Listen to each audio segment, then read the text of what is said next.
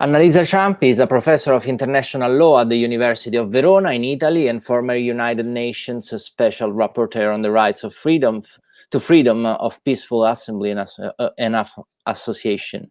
Richard Youngs is a senior fellow of the Democracy, Conflict and Governance Program based at Carnegie Europe. He works on European foreign policy and on issues of international democracy. In 2019, Professor Youngs published the volume Civic Activism Unleashed, New Hope or False Dawn for Democracy, that explained the successes and failures of large-scale protests across the world in recent years, and unravels the ways in which the new activism contributes to democracy.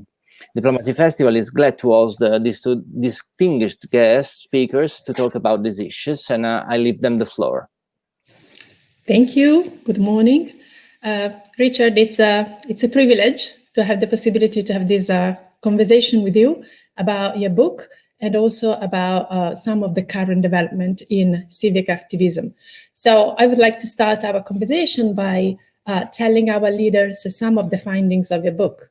You define Civic Activism Unleashed as something new in quality. You say different forms, different leadership, different aims, but also different intensity, frequency. Can you tell us a bit more about how these forms of civic activism are different from the traditional ones? And then we keep moving from that.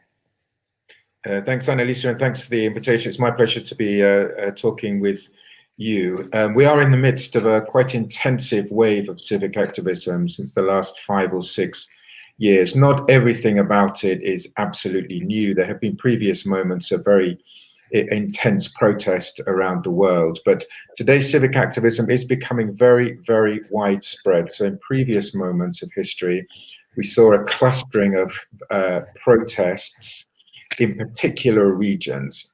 Latin America at one particular moment, then Eastern Europe after the fall of the Berlin Wall. Today, what's very striking is that we are seeing large-scale revolts and mobilizations taking places in all regions of the world, in a huge number of countries. And the sheer variety of national contexts in which this activism is becoming more prevalent is very, very striking. From the world's most authoritarian regimes through to its most democratic states, from very poor, underdeveloped countries through to the richest, developed economies. And I think that element is something new and unprecedented. And it seems to me that it speaks to some kind of structural change in the relationship between individual citizens and state power. A change that goes beyond particular types of political regime and goes beyond the particular policy grievances that activists are expressing when they take to the streets. So one issue with these protests, what's also interesting that I look at in the book is that a lot of today's activism, it takes the form of protests, but there is another layer of activism that is not that dramatic. It's not the kind of dramatic large-scale protests that gets to the media headlines, but it's a quieter layer of activism being built up at the level of communities around quite precise policy issues very often. This can be quite effective. It's not political with a capital P very often, but it does reflect an interest that citizens have in organizing on a social basis, often outside some of the formal NGO structures that we have normally seen as being synonymous with civil society. So this kind of informal civil society is also becoming a lot more widespread. Again, it's not completely new. Many of these informal types of movements have existed for quite a number of years, but its sheer ubiquity today, I think, is quite a distinctive element in the way that global civil society is organizing itself. This is very interesting. And of course, I think your view is that these new forms, they coexist with traditional one. They do not overcome or substitute. They simply coexist. So it's also interesting to look at the relationship between the two. This is also something I want to get into a little bit later. But so what is your it seems it's going to be a complex answer to your question. Is it a new dawn or a false dawn for democracy? From what you said, it seems you're not giving a one simple answer to the question that you pose at the outset of your book. Does this new form of civic activism, I think I should speak in the plural, new forms of civil activism contribute, reinvigorate, changes democracy? It's a complex question, I believe, from what you said. It is. I think you sum it up well. Not all of this new activism is very pro-democracy. A lot of it is quite illiberal and not necessarily good news for democracy. So we need to bear that in mind. There are kind of two schools of thought. One is that these new forms of activism are really where the action is today, and that old traditional forms of politics have had their day and are today largely ineffective. And others who have been very scathing about large-scale protests and believe that protesters don't really have very coherent agendas, don't follow through the protests with any well-organized political activity. My argument, I come somewhere in the middle. I believe today these forms of activism are a kind of well-embedded, regular form of politics. They're not single events, they're not anomalies. They're just part of how citizens organize themselves and articulate their policy interests and grievances. They are one tool that adds to the democratic equation. They're not a panacea. They have not replaced other forms of pro-democratic politics or other avenues of democratic engagement. And it's probably unfair to expect that they could fulfill that function. So I don't believe they are a completely new dawn in that sense, but nor do I believe that they are as inconsequential or incoherent and muddled and kind of negative or chaotic as some people have rather dismissed the relevance of these protests. I agree with you. And if I may, I think this is something our listeners would be interested in too. What about the broader implication for global governments? You referred to the relationship between the citizens and the political institutions within states, but you also referred to the transnational and international dimension. We have been used now for decades to the idea that we have civil society as an actor at the international level. Traditional NGOs have been engaged in international life for many years now. I think of NGOs' participation in the Human Rights Council, but I think of that participation in general with human rights bodies, both at the regional level, at universal level. NGOs, traditional structured, formal NGOs, they have been part of international life with respect to implementation and enforcement of international law. Human rights is the main example thereof, but also for treaty making or for the development of international law. Just to give one example that is relevant in an Italian perspective as well, I think of NGOs' participation in Rome for the negotiation of the Rome Statute, establishing the International Criminal Court. Civil society in the traditional form has been an actor at the international level for years now. Where do we place these new forms of civil activism? Do we have a further actor at the international level, or because it's so varied, so diverse and dispersed, maybe it finds it hard to position itself and become part of the current architecture of global governance? I don't know if I made I think it would be interesting to hear your view. Yes, I think your latter interpretation is closer to the truth. And of course, you've had experience in the UN in dealing with this in a very practical sense. I think you're right that the sphere of very formal trans-border NGOs is still there, and it's still very powerful, and it plays a very important and valuable role. But there's a more kind of locally rooted civil society today that is becoming more important, whose linkages to the international level are somewhat weaker, more uncertain, a bit more sporadic. In some ways, these newer forms of activism gain their legitimacy because they are linked more downwards to their own communities in perhaps a more organic way than some of the bigger internationally focused NGOs have been in the past. The impact of this is that for quite some number of years, there has been a kind of rivalry or competition between the two spheres of civil society that you described, the big internationally present NGOs on the one hand, and the smaller community-based organizations on the other hand. And for quite a period of time, there was a kind of pessimism, a feeling that these two spheres of civil society were in such fierce competition with each other, they were almost undercutting each other in very negative ways. What we're finding in our research in Carnegie is that situation is, in at least some circumstances, beginning to change a little bit. So the bigger NGOs are beginning to reframe their mission and beginning to look for linkages with these newer forms of community activism.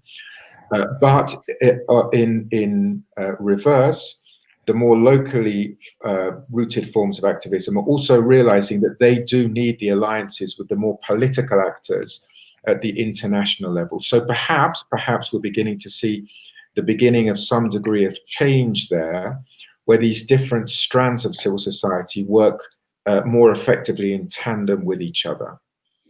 I think this is a very important line of development to be watching at. And what about current development with your background? And of course, we are still in the very middle of the COVID-19 outbreak. As you said, 2020 was already a year that was meant to be very active.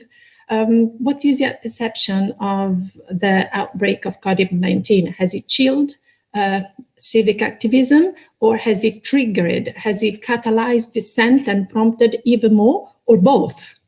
The floor is yours. What's very interesting is if you look over the last 10 or 15 years, that the intensity of protests around the world has ebbed and flowed.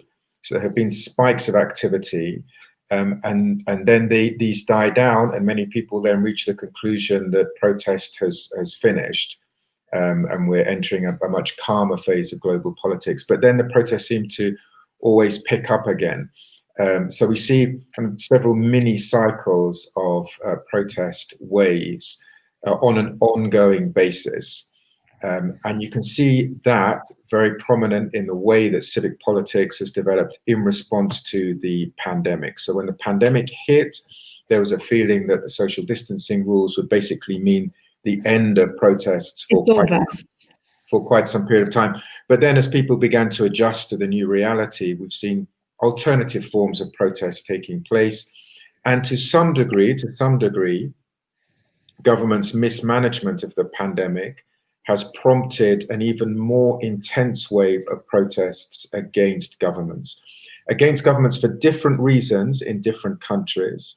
But nevertheless, what we're seeing is probably an even more acute wave of frustration building up against governments. So what I think in big political terms that means is that on the one hand, we've seen a concern that the pandemic is basically good news for authoritarian regimes. Democratic rights have been restricted around the world, that it may take us into an era of even kind of more powerful, big, unaccountable government. But there is a parallel strand, which is not about governments' reactions to the pandemic, but about the way societies are reacting to the pandemic. And here we have seen these local forms of community organizing become even more intense and even more meaningful and consequential as a result of the pandemic. We're at a very early stage in these developments, in these trends. So I think it's difficult to speculate what their ultimate political meaning could be. But I think it is important at least to register that the politics of the pandemic are not just about big government responses, but also about the way the pandemic is affecting social organization at a more community-based level. Yeah, we also had anti-lockdown protests, right? And we had them and from various specters of the politics, which is also something that connects us back to your book, where you say that there is not only one side of the society which is using protest, that they're really in the hands of both revolutionary or progressive and conservative alike. And I think it's interesting maybe to note that we had anti-lockdown protests in Africa, both in the MENA region and also in West Africa. There was a letter in April of this year by the prominent African intellectuals that protested against the governments because the lockdown measures were too harsh, with too much use of police forces, military forces, security forces. So we haven't had this kind of voices in Europe. Actually, this actually I found surprising that we have the European Court of Human Rights, we have the high standards of human rights. People were more ready to accept the restrictions to their freedoms. I think this is something to note.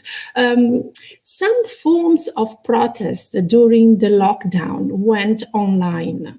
I'm thinking, for example, of the civic activism related to climate change, the Greta movement. There was a moment in which this protest went online. Also LGBTQ rights, they had protest online. What is your view of digital protest, the virtual protest? This is again a question which is relevant from the point of view of global governance. We see also diplomacy taking place online. We are talking now about virtual diplomacy. And my sense is this diplomacy is hardly going to be as effective as the traditional ones. It's very hard to conclude agreements through a video, right? It is well known that agreements are not concluded at the table, but actually in the halls. What about activism? Can it take place effectively online? How do you see this digital transformation? Can we have a virtual activism? So the book argues there's been three phases in terms of digital developments. The first phase, when many activists felt that the digital sphere could fairly comprehensively replace offline forms of politics and that it would be a qualitative game changer. And the second phase was when activists swung to the other extreme of beginning to feel that digital tools were more of a risk than a benefit, as regimes around the world showed themselves very expert at using surveillance technologies with digital tactics, leaving many activists actually more vulnerable rather than more empowered. And I think now we're probably entering into a third phase where activists, it seems to me, many activists have a more sophisticated understanding of how offline and online tools need to work together, and the fact that certain tactics can be empowered through digital forms of activism, but there's also a limit to what can be done online in the absence of traditional forms of political organizing that also need to be developed in parallel with digital strategies. So my impression from having done the research for the book is that many activists around the world are beginning to feel their way towards a more kind of joined up understanding of how online and offline politics need to work together. Together again. And one more question about current development. What about Belarus? What about Hong Kong? These are two places where protests have been going on since years, right? This is not something that has been prompted by COVID. So we see continuity here between the pre-COVID-19 world and post-COVID-19. What is your view of this protest? Where are they going? And in relation to Hong Kong, of course, I would like to hear your view. And in relation to Belarus in particular, it was in the news this morning that the president has announced is going to use violence against protesters. And for the first time, we haven't seen it in a long time, the EU is getting together. They are finally overcome the difficulties, and they're saying we are going to react. we are not going to tolerate the use of violence against protest. We are going to use targeted sanctions against the president as well. And that might be the end of the last dictator of Europe. So maybe a case of success. So I think you're right, Belarus and Hong Kong are obviously the two most dramatic cases of protests we've seen in the last few months, separate from or somewhat separate from the pandemic. I think one thing that's significant is, although these are very dramatic protests, they haven't appeared from nothing overnight. What's very, very striking is that in both these countries, protests have been going on and have been occurring on and off for almost a decade. But in both countries, protesters have been at the forefront of coming up with very innovative and creative forms of protest, really thinking outside the box, thinking of very ways of protesting that really capture the attention of the wider public. Of course, they're both, so in that sense, protests have become, again, part of ongoing regular politics. They're both obviously very hard cases, given the strength of the authoritarian regimes that they are facing. And it may be that at the moment, the regimes are too strong and manage to consolidate themselves in power. But I think even if that is the case, what we are likely to see is this kind of ethos of civic engagement and organization continuing to build up in the two countries. And even if we see quite brutal crackdowns in the two states, I think this form of citizen organizing is likely to continue and get stronger over time. So I think it's easy to conclude that these two cases demonstrate the limitations of protests, but it is still significant that even in these most difficult of circumstances, over a long period of time, societies have organized and developed a new kind of democratic ethos that could eventually materialize in terms of more concrete changes.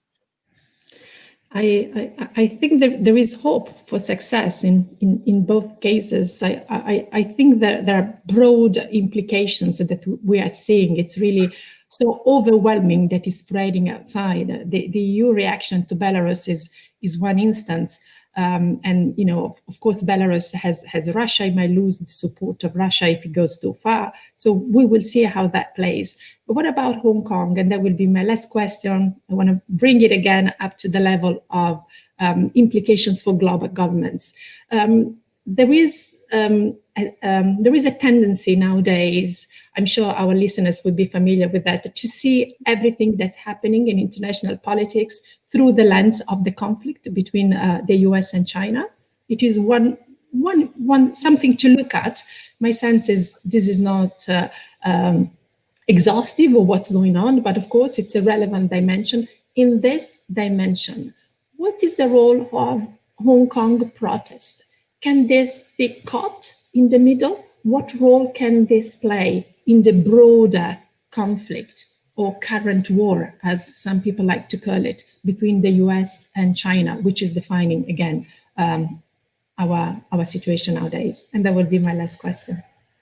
So I don't know if you had this experience, Annalisa, in your UN role, but what we found in our project work in Carnegie, engaging with civil society activists around the world, is that they really want to be kept out of these big geopolitical struggles. Coming back to a point I made earlier, they see themselves as building up their legitimacy at a very local level, at speaking to their local constituencies, rather than to an international set of donors or international powers. So they are quite, it seems to us that they're quite sensitive to being drawn into these or kind of instrumentalized for these bigger geopolitical struggles.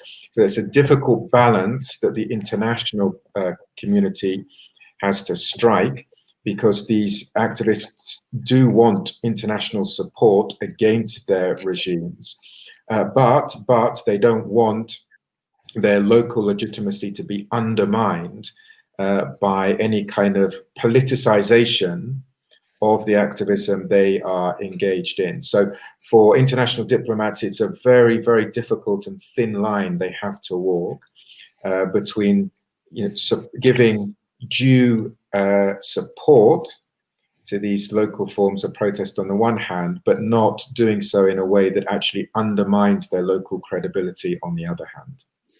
I agree with your analysis. There is this kind of resistance, but I also see an attempt by states to really use them and take them on that side.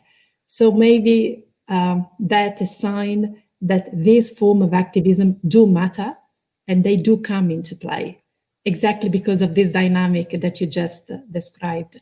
Thank you, Richard. I could go on, but I believe our time is up. It has been extremely interesting and instructive. Thank you. Okay, thanks, Annalisa. Lovely to talk to you. Bye.